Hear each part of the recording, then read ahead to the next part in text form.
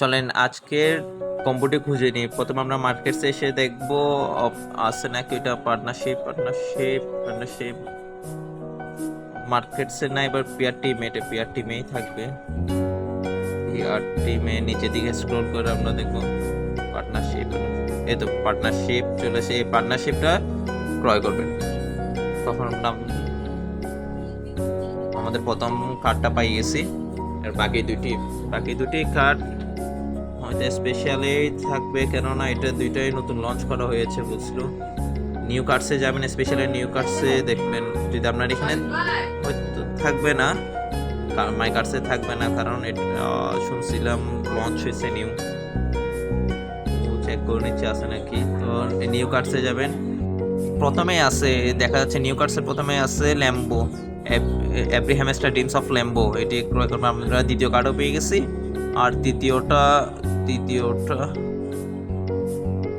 আবার নিউ কার্ডসে আসবেন। নিউ কার্ডসে এসে খুঁজে দেখবেন গেট ক্রিপ্টো এডুকেটেড, এই তিনটাই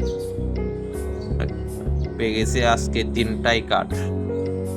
আমার তো পার্টনারশিপ প্রোগ্রাম আগে থেকে কেনা ছিল, তাই আমার আনলক ছিল। যাদের কেনা নেই লক থাকবে তারা কীভাবে খুলবেন দেখে নিন। প্রথমে পিয়া টিমে এসে পার্টনারশিপ খুঁজে নেবেন।